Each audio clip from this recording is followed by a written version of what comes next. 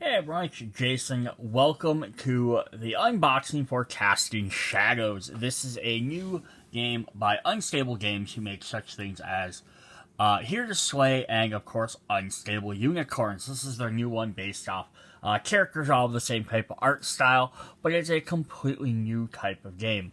I have the Kickstarter exclusive edition, but what I will do is in the video, I will first show off just the components and describe how the game works for the base game, and I will then show the Kickstarter exclusive stuff, and then the expansion stuff as well in this video, and then I will do a second video where I show off the accessories that I've also got. But I'll do that separately because they don't pertain to having to own the game. Now, if you want to pick up them, you can just look at them separately. So the box here I have is the Kickstarter exclusive edition. I don't know how big the normal box is going to be. I'm assuming it's going to be a little bit smaller. Usually the base games tend to probably be about half the size, because this is meant to hold all of the components of the game. Which, once we're done unboxing everything, we'll go back and see if that actually happens. So I'm not even going to open that right now. We're just going to kind of look at some of the different components for the game. So, the first thing you're going to get are the big oversized characters that you get to play as. You get 4 different characters, which each are going to have a regular side and then a shadow form, which we'll go over that in a little bit more detail in just a minute. You're also going to get 4 tiny meeples, one to represent each of the 4 different characters. We will get 7 hex tiles. These are the board that we are playing on, which is what the meeples are for, because they'll move your characters around the board. And on the back, it just has like extra quick little symbols for them. So you're going to get 7 big old tiles. So it's actually going to take up a decent amount of room on your table. You're going to get a set of tokens. So some side will be blue, the other side will be red, and these are just to match different items that you've acquired throughout the game that then you'll spend as resources, and they go away at the end of each turn. You'll get a set of 5 resource dice. This will determine what you can do every turn. A giant stack of cards, which will come in several different types. We will have the pinkish one, which are your main deck cards, pink, purple. We will have a set of black ones, which is your companion deck. A set of yellow, brownish ones, which is your counter spells, and then 4 reference cards. That is the base components of the game, and we'll look over what each thing does as we go through. Then there is also the rulebook. Again, this is now the exclusive Kickstarter edition rulebook. So it has stuff in here for including the Kickstarter stuff. So it's going to show all the stuff that came in the Kickstarter box, as well as it's going to have information for the expansion packs as well. So if you see that stuff in there, you get the base game, it might not show up. Then the last thing we did get in at least the Kickstarter is a reference tile for the hexes, which show all the hexes through the expansion pack and Kickstarter, which just give a quick description on what they all do. I know that's one thing that players of the game have had an issue with, and we'll kind of go over when we get into that a little bit more. So how do you start the game? It is very simple. Each player is going to take one board. With their character, they're going to take their meeple that matches it, which here's showing a second meeple, and this is a Kickstarter exclusive meeple. You get one for each form of your character. It's not necessary to have the second form, it's just that way when your character transforms, you're able to just switch it to the newer one that represents your character, but again, it's not a necessary thing. And then you're going to have a slot here for various spells you can carry and your reference card. Then we're going to set up the tiles. The tiles have to be set up in a semi-specific way. So there are 3 tiles, the desert tile, the volcano tile, and the ancient hex tile that have to be in the center. So I'm going to set my board up here quick. So we're going to take our desert tile, set that there. gonna take our underground volcano tile and set it there. Just turn them like that. And then find our ancient ruins. So now these three have to be in this order every game. The ancient ruins is like the middle tile. It starts out the game. The dusty ruins is on the outside because it has a special effect that represents your counterspell deck. And then just the ancient ruin just has to, underground volcano just has to be on the outside. Then it's going to show we have each other player. So then you take your other 4 tiles, and the idea is you're supposed to set them up. So player 1, player 2, player 3. So each deck, or each tile is supposed to kind of match one of the characters. Or represent their home location. Now, it's not that big of a deal where you start, or if your character is specifically on your tile. That's more of just a guideline or like a reference point. What then you do is each character gets to start.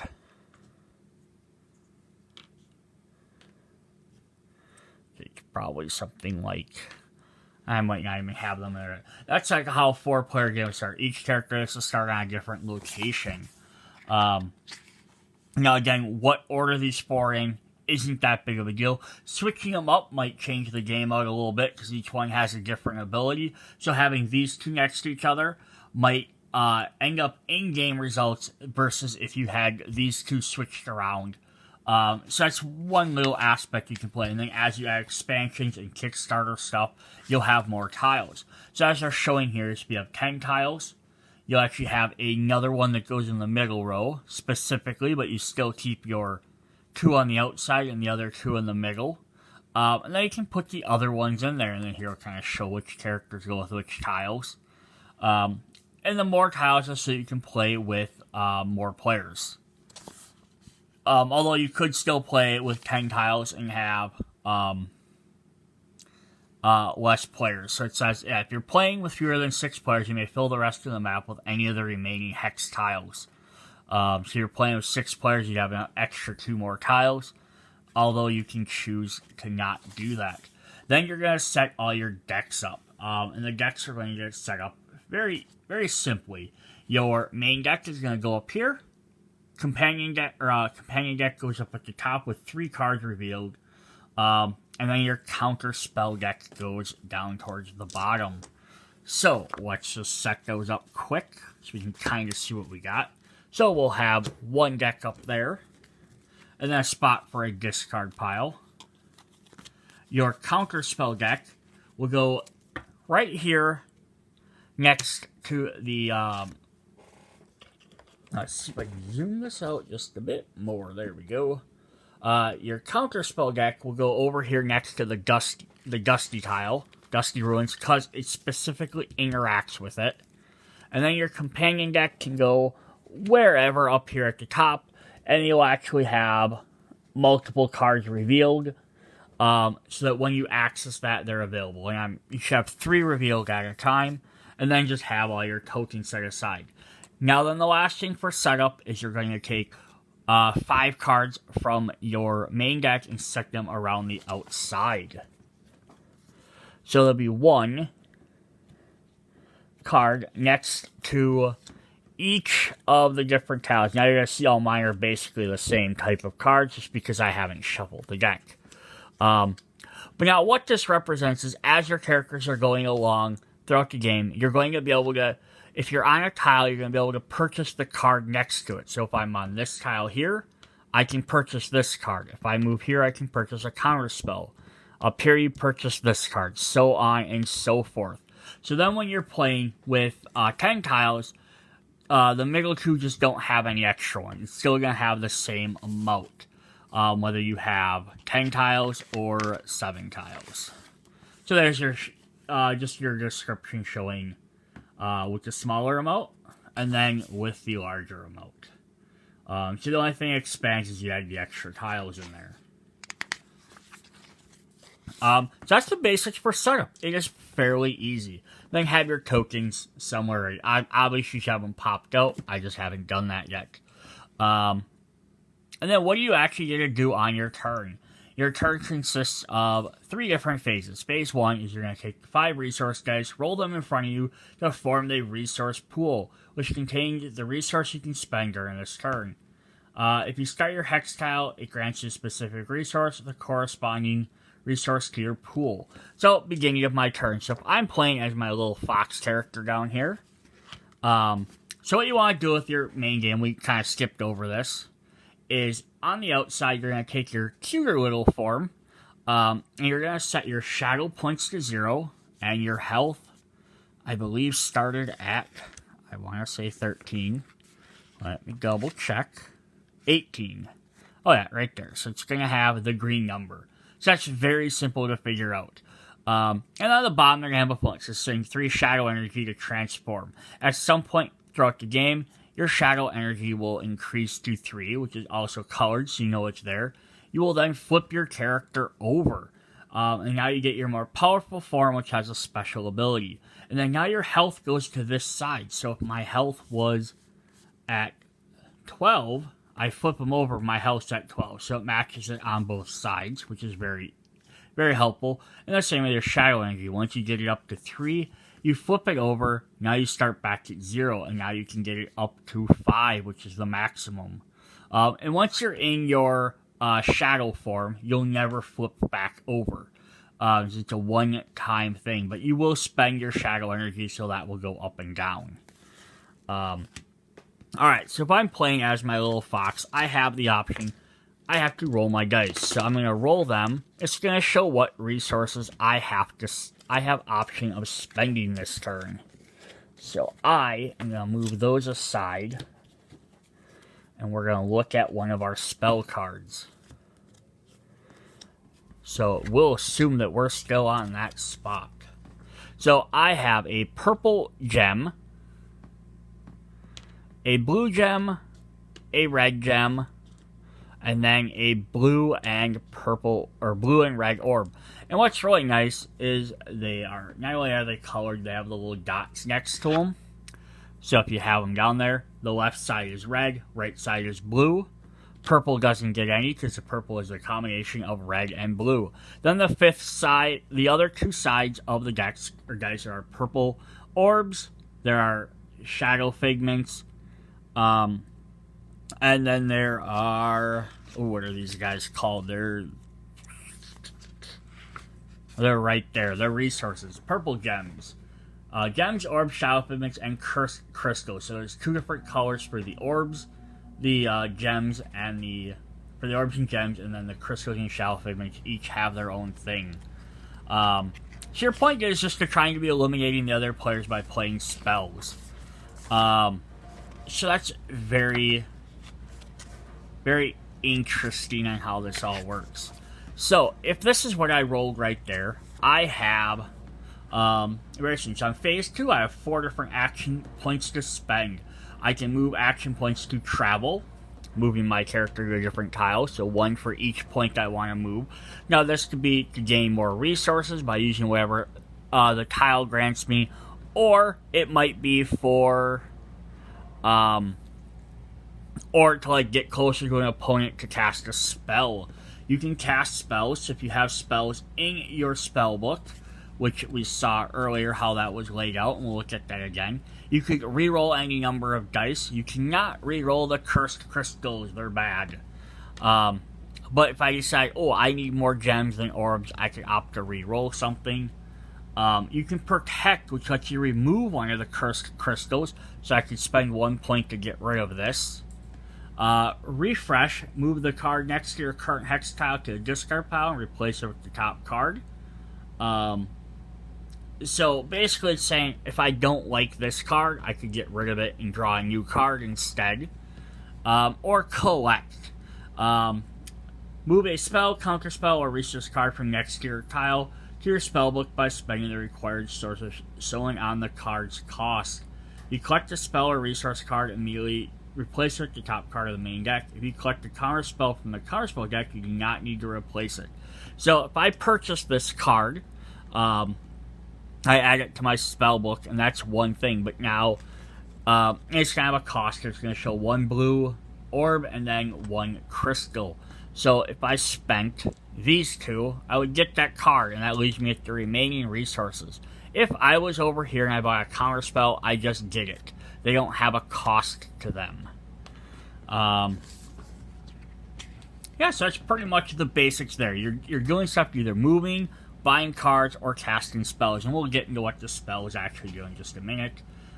During this phase, in phase 3, you absorb any remaining shadow figments. So if I don't get rid of this, that's a cursed crystal, sorry. Shadow figments are the purple flames. So if I rolled one of them, I get to absorb them, and that increases my shadow tracker. So that is this on the side here. So I start with 0. If I have one of these, at getting them around, I get to move that up 1. And that helps you transform or cast your more powerful spells. And once you hit 3, you immediately transform into your shadow form. You don't have an option not to, so you have to do it as soon as you get enough. Before the end of your turn, you take 1 damage for each cursed crystal, so that's why you want to get rid of those black ones. And then you remove all unspent resources. So you don't get to hold stuff over for an extra turn. That is the basis of the game. I know we've kind of looked at a lot of the other stuff. So this is what your spellbook will look like. You'll have your character. You'll have 5 spots for spells. 1 spot down here for a companion.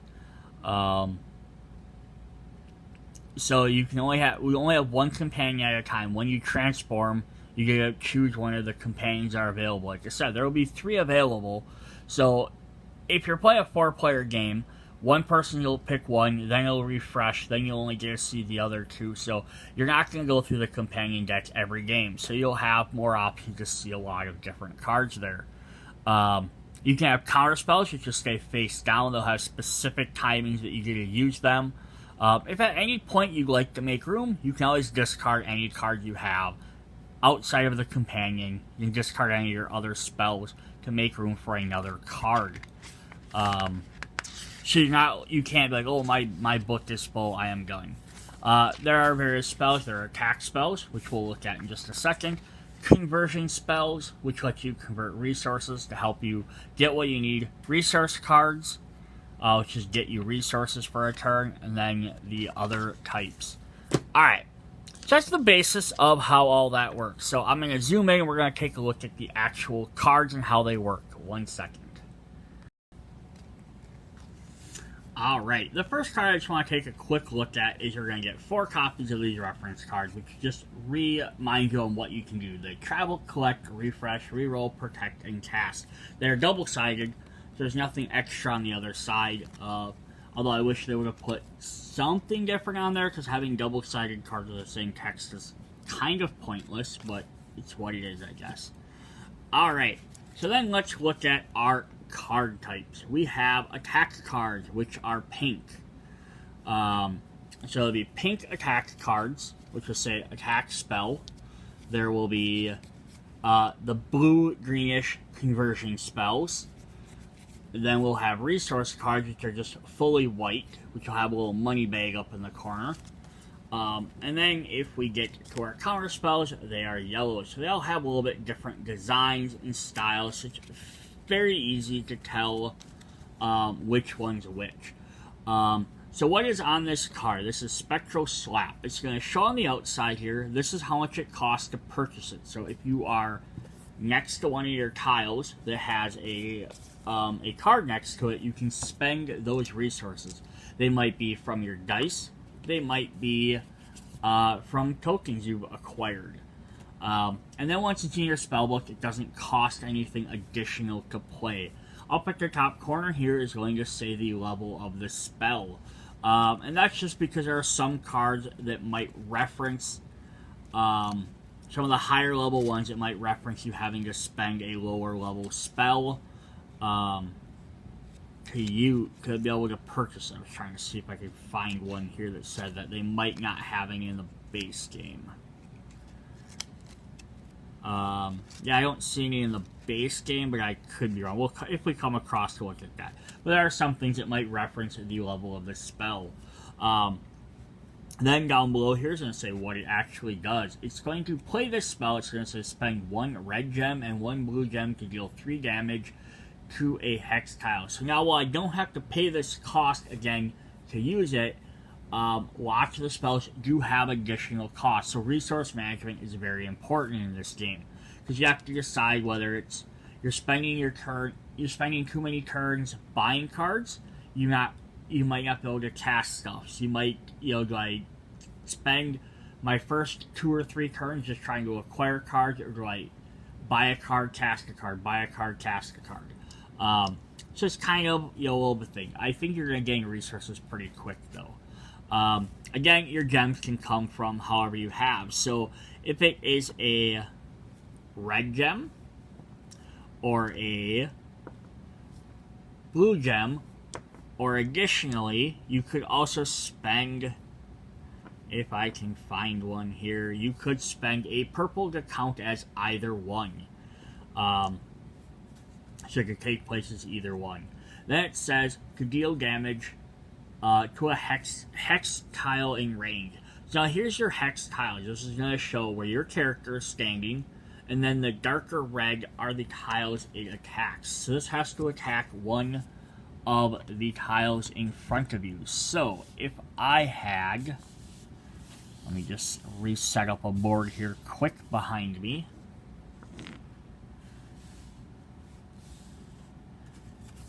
I shouldn't have unset this up, is what I should have done.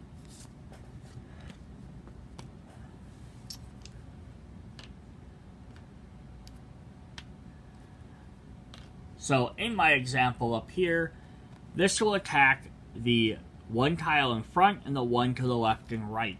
So if I was playing as a little lizard guy here, I could attack this tile here, or this tile, or this tile. So it kind of arcs like that. It's good. You have to, because you'll notice there's a flat part there. So I have to kind of rotate this a bit so it matches the flat part, because otherwise it's not straight up. So I turn it that way just a tad, and you can see I can attack any of these 3 tiles there. So I can attack any of them, and what that lets me do is deal 3 damage to a tile. And now what that means is currently I can deal 3 damage to any 3. Now if all 3 of my opponents were standing on that one tile, I could opt to do 3 damage to that tile, which would deal 3 damage to all 3 of them. So this is where a strategy of moving around is going to make a difference, because you're going to have to get in position to be able to attack your opponents, as well as dodge their attacks. So we're going to get 3 copies of the Spectral Slap. So now we can jump through some of the other cards. We have 3 copies of Lightning Bug, which costs 1 orb and 1 gem of any color. Spend 1 gem to deal 2 damage to an enemy in range. 0 damage if that enemy is in shadow form. So this lets you do 2 damage a little bit easier, but if they're in that shadow form, so more powerful form, this doesn't do any damage. So as the game goes on, this attack will become useless. But that's the thing. You get it early on, spend it. You get it later on, just you have to pay for not to have it. We have 3 copies of Heat Wave, which costs a red gem and orb. Spend 1 red gem to deal 3 damage to an enemy in range. So now here's the difference between Heat Wave and our Slap card. Our Spectral Slap. Spectral Slap costs 2 different gems, where Heat Wave only costs 1. They both do 3 damage, but the difference is Spectral Slap does it to a tile, where Heat Wave only does it to 1 enemy. So in that same scenario, if I was attacking, I could attack this tile with Heat Wave. I'd have to choose which character versus hitting all 3 of them. So it's a little bit cheaper to play, but it only does damage to 1 character. We have 3 copies of Bubble Trouble, which spend 1 gem, blue gem, to deal 3 damage to an enemy in range. Just the same as the other one, just for blue cards. We have 3 copies of Sinister Screech. So now this one's interesting because to purchase it, it's going to cost 2 orbs of any color plus 1 shadow figment. So again, your shadow figments are will let you transform to your more powerful form, as well as they will let you cast that more powerful ability with that character.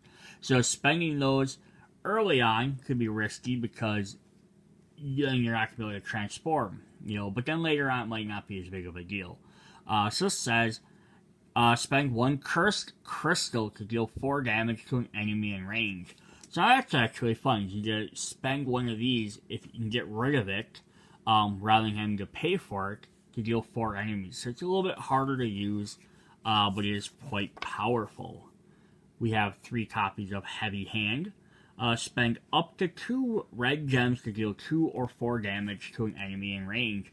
So now what that means is you can spend 1 red gem to deal 2 damage, or 2 gems to do 4 damage. And now you'll also notice the range tile down here goes to the spot you are standing on. So now you can actually do damage to a zone you are on. So I think all the rest of them up to that point have just been that arc. So I can punish players sitting right next to you. Then we have the same type of card, 3 copies for Feeding Frenzy. Spend up to 2 blue gems to deal 2 or 4 damage to an enemy in range. Our next set is we're actually going to have 4 copies of the Fatal Fronds. They're going to cost 2 orbs. Deal 2 damage to an enemy on your current hex tile. So this one's kind of nice because it's the first one where you don't have to spend any gems or orbs to have, or to cast it, but again, it only does it to that 1 tile, so it's a limited range. We have 1 copy of Personal Space. So here's going to show here, this is a level 2 spell. It's going to cost a level 1 spell and 2 orbs. You have to get rid of 1 of yours. Now this could be a great way to get rid of that lightning bug we saw earlier. Where, like we said, once you have shadow forms out, it's not going to do any damage. So you could get rid of that. Or if you have even that Fatal Fronds sitting around, but all the enemies are across the board and it's going to be too hard to get next to them, sacrifice it for this. Although this also only works in that spot. So this is deal 4 damage to an enemy at your current hex tile. But it could be a good way to upgrade. Hey, I got this one that does 2 damage. I could trade it in for one that now does 4 damage. We have another level 2 spell. We have 2 copies of the Phoenix Flash. So again, also costs a level 1 spell. Any orbs, any red gem. Spend up to 3 red gems to deal 3, 5, or 6 damage to an enemy in range. We have 2 copies of the Psychic Spikes. Which can also cost another Shadow Fragment. Spend up to 4 gems. So this is any color gems. There's 4 gems to deal 2, 3, 5, or 6 damage to a hex tile in range. So that's actually very powerful because it's the full hex tile. Oh, I'm sorry. I messed up here. We have 1 copy of Phoenix Splash. We only have 1 copies of the level 2 spells. 1 copy of the Psychic Spikes. 1 copy of Unicorn Rush, who's our favorite from Unstable Unicorns. Spend up to 3 blue gems to deal 3, 5, and 6 damage to an enemy in range. We have Deadly Shroud, which can be very expensive to purchase, but it's to spend 1 Cursed Crystal to deal 5 damage to a hex tile in range. You might not think 5 is much, but if you start with 18 health, hitting someone with 5 is almost a third of their health. It's almost a quarter of their health, somewhere between that. But it's a decent amount. We have Kinetic Wave. Spend 2 blue gems to deal 5 damage to a hex tile in range. Now, this costs a bunch, but it hits a very wide area. Magma Hand. Spend 2 gems to deal 5 damage to an enemy in range. Infernal Assault. Spend 2 red gems to deal 8 damage to an enemy in range. Now, this 8 damage and it hits all them tiles. So now if you're playing a smaller game with only the 7 tiles, this hits every tiles. Once you start playing the bigger games with 10 tiles, if you bought the expansion or you have the Kickstarter extra tiles, then some of these ones opponents can actually be out of range of something like this. Now, this is a level 3, which also costs a level 2 spell. Our other level 3 spell is Sudden Doom. Spend up to 3 blue gems to deal 5 damage to 1, 2, or 3 tiles in range. Now, I love that. Because it's instead of doing mass damage to one tile, it's going to let you spread the damage amongst however much you can afford to pay.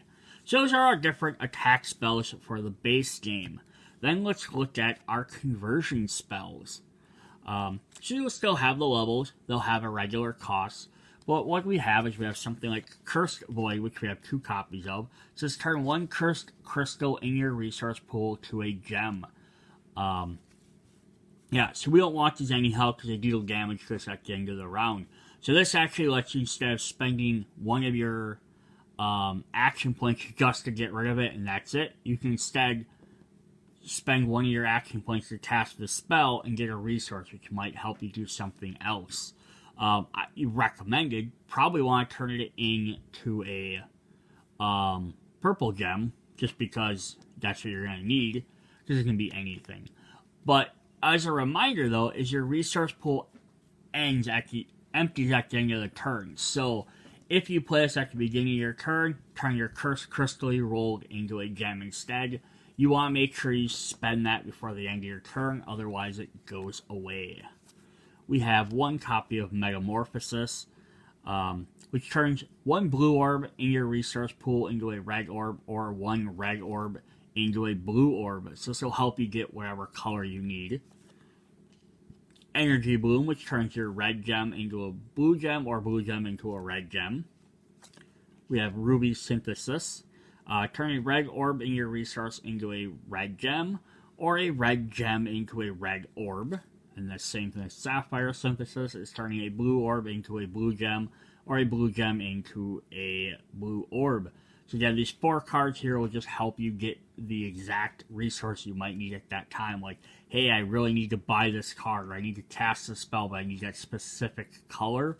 These will help you do that. Luminous Orb. Turn 1 orb in your resource roll into 1 gem of the same color. So now this thing's just a little bit more powerful because it doesn't care what color it is. It's just going to let you change it into the other gem. You can change a blue orb into a red gem. Crystallization. Turn 1 gem in your resource pool into an orb of the same color. Sorry, I did say that wrong. I said it to be a blue and a red. Yeah, it has to be the same color, but it's not specifying like the other ones. Then we have Orb Duplication, which also is a level 2. Could cost us a level 1 spell. Turn 1 orb in your resource pool into 2 orbs of the same color. So this is actually very helpful. And the same thing with Gem Duplication. Turn 1 gem in your resource pool into 2 gems of the same color.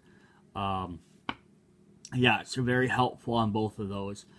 Conversion spells can be great if you need to cast a specific thing. Then the last set of main deck cards we're going to get are resource cards. So these are sitting there when you collect them. They don't cost anything to purchase, so if it's sitting out here next to this tile, on my turn I can just spend 1 action point to collect this, and at some point I can cast this. So if I need a red orb, move this to the discard pile to add 1 red orb to my resource pile. That's all they're there for, just so you have that extra free resource sitting around whenever you need it. We have 1 for a blue orb, a blue gem, a red gem, we have a second red gem. Sorry, we have 3 red gems, and we have 3 blue gems. My cards got out of order at some point. So just to go back over those, 3 red gems, 3 blue gems, and then a red orb and blue orb. I'm not sure why the orbs are less than the gems. Maybe the gems are your main, I think, are more your regular resource, but that is what those all are. Then the next type of card we have are your counter spells. So these are only drawn from the desert tile, and they're played face down in your spell book, but when someone plays a spell, you can activate them. So you'll have to probably peek at them to see what they do. But we have the Safety Dome. It says reveal this card when an enemy deals damage to you with an attack spell. Reduce that damage to 0. Definitely helpful. We have 2 copies of Bees Everywhere. Reveal this card when an enemy deals damage to you with an attack spell. Deal 3 damage to that enemy. So it's a counter attack. We have 3 copies of Runaway. Reveal this card when an enemy deals damage to you with an attack spell. Travel to an adjacent hex tile. And then we have our last one. We have 4 copies of Pointed Shield. Reveal this card when an enemy deals damage to you with an attack spell. Reduce that damage by 2. So you're going to get the reduce one the most, the move one the second most. And then going on from there. Alright, we'll look at our companion cards. Alright, before we head on, I just want to point out 2 clarifications on here. One thing for counterspells I did miss. Is to collect the counterspell, I thought you just had to spend an action point. You have to also spend a gem of any color and an orb of any color. So it does cost a little bit more than just being next to it, but that's still not bad, but it's always the same thing. And then it says some additional rules for counterspells. You only use 1 counterspell in response to each trigger. So if you pick up 2 or 3 counterspells, you don't get to activate all of them. So if someone attacks you, you only get to use it once. It says multiple players use counterspells in response to the same action. The player whose turn it is next will use your counterspell effect first. Continue resolving the effects in turn order. So that would be if I attacked this tile and 2 of the 3 players each had counterspells, the next player would use theirs first, and then so on and so forth. Of course, now look at their counterspells, and they do not go to the discard pile, they go back to the bottom of the counterspell deck. Alright. Then our next type of spell are companion cards.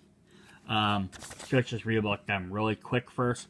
Have a unique effect that are continuously active even during your enemy's turn. Summon a face-up companion from the companion portal when you transform to your shadow form.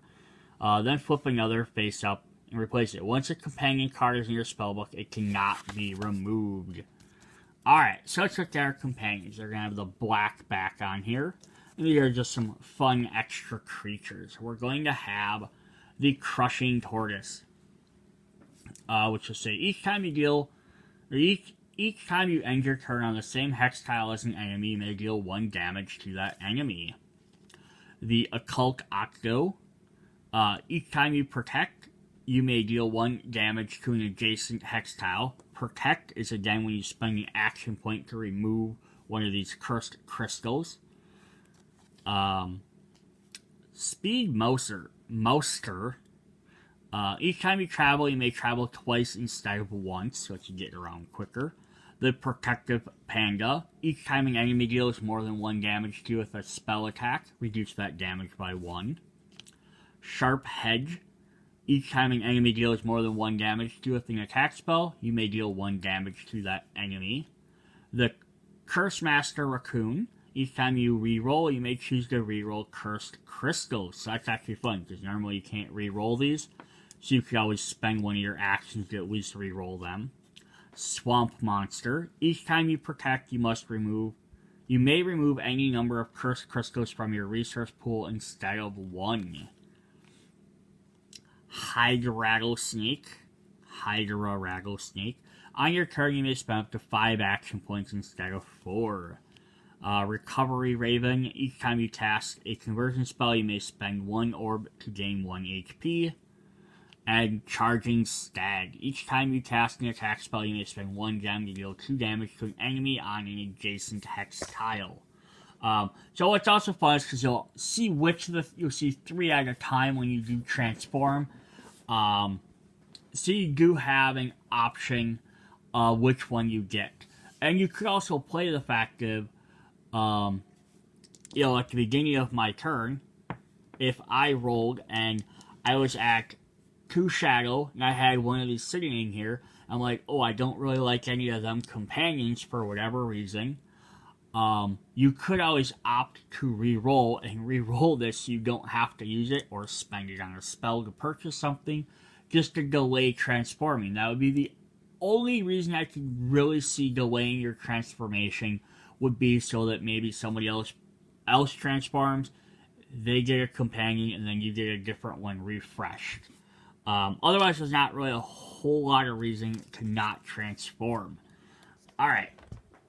The last two things we gotta look at before we jump into the Kickstarter stuff is our characters. So we have Frill Lilypad here, who's our Axolotl. And then they transform into Frill the Regenerator. Zoom back a little bit. So Frill the Regenerator has an ability to spend 5 shadow energy to gain 5 HP. So on my side here, as I build up 5 of these, I can spend all 5 to gain 5 HP back. So that's a little bit difference in that character. Like on their base forms, none of these guys are different. So we have Nuzzle Thornwood, who's our little wolf friend. So you spend 3 to transform, and then he becomes Nuzzle the Savage. Spend 4 shadow energy to reduce your HP up to 4, then deal the same amount of damage to each enemy. So that's pretty cool. You can force yourself to take damage, but then you can deal damage to everybody else. We have Haze Green Tongue. Spend 3 shadow energy to transform. He becomes Haze the Devastator. Spend up to 5 shadow energy to deal 5 damage to a hex tile in range. So again, a small game, he'll hit every tile. Bigger game, it's possible to avoid him. But that's actually kind of cool. He's the only guy that so far has that. And then Kit Gale, who's our little fox friend, has Kit the Turbulent. Spend 3 shadow energy to deal 1 damage to each enemy. This damage cannot be reduced. So you have one guy that can do a bunch of damage to a tile, one that takes damage to deal damage, one that just heals, and one that can deal minor damage to everybody. So there's some very different stuff in there. Alright, last thing I'm going to go over this. I know in the beginning of the video, I said we are going to go over the expansions, but this video's gotten kind of long, so we'll do the expansions in a second set. We have all of our tiles, and then we have our little tile sheet. Each tile, if you are on there, you can spend one of your points. Sorry, not spend one of your points. Let me open up my book here, back to our things. So, beginning of our turn, says, take the 5 resource dice, roll them in front of you. This gives you resources. At the start of turn on a hex tile that grants you a specific resource, add the corresponding resource token to your pool. So yeah, each tile is going to give you some sort of benefit. So our center tile here, which is our Ancient Ruin, which on the back you'll have the little symbol, which you can kind of help match up as well. You get plus 2 HP. If you start your turn on this hex tile, gain 2 HP. Cards cannot be collected from this hex tile. So it always starts in the middle. So there's also a thing with moving around. Where you are is going to make a difference. So then we have the Amber Mountains, which is Kit Gale's home. There's nothing on here to reference that that's who it is. It just, they just have it listed. And again, they say if you pick that character, that's you're supposed to start. It's not that big of a deal. It says, if you are alone in this hex tile, you cannot take damage from an attack card. So it's kind of a nice one to have sitting around. Our next one up is we have the Dark Forest. I also love that each card tile, we'll look at it a little bit closer, I guess. They have like a master in there. So the dark tile, we have an old owl. Here we have an old ram. There's no one on the ruins cards. So in the Dark Forest, we have, if you start your turn on this hex tile, take a red orb and add it to your resource pile. This is Nuzzle Thornwood, so our wolf. Our next one is our Mushroom Cave, which will have a little bat master. That's the back of that one. Let's just say the enemy tries to deal more than 1 damage to you with an attack spell. While you're on this tile, reduce that damage by 1. So again, being placement on which tiles you might want to hang out with make a difference.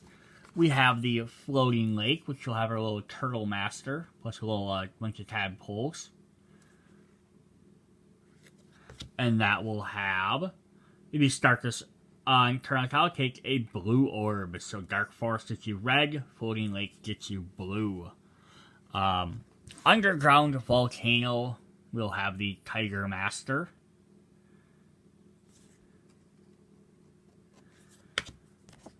The Underground Volcano says at start of turn, take a Shadow Figment. So this is one you might want to hover on to use your ability or to transform. And then the last one is, of course, our Dusty Desert, which has a... oh my gosh, is that a Phoenix box? I could be wrong on what type that is. But there's our desert picture. And that's the one that says... action point plus a gem and a crystal get you a counter spell card. And then the rest of the ones are for the Kickstarter. So now that was, now with all these mentioned, that's one thing I said at the beginning of the video people had an issue with, was because there's no reference on the card, on the tile itself, what they do. So you have to keep referring back to this sheet. Would have thought it would have been easy enough. I get it would have distracted from the art, but they could have just taken like a little line, like just that little line there they have. It just says the symbols, plus HP, plus AP, no damage. They could have just super easily just put down like one of the sides here. So that way you could have been like, oh, that's just a picture of a plus orb. Okay, I know what that does. Without having to re-go back to the sheet and always look to see what it does. That's one minor little inconvenience you have to keep referencing. I get you could say, if you play the game, you might start to memorize it, which is very true. But additionally, as they add more expansions to this game, you're going to have more tiles. That's more things you have to try and remember. Because right now there's 7 tiles, but with the expansions, there's 8, 9, 10, 11, 12, 13 total tiles between the expansions and the Kickstarter. So trying to remember what all 13 do could be a pain, especially if they end up adding more and more expansions. Alright, so that is what we have for Casting Shadows, the base game. So actually we'll come back in the second video and we will go over the Kickstarter and the expansion. So since this is running a little bit long, hope to see you guys there. Bye!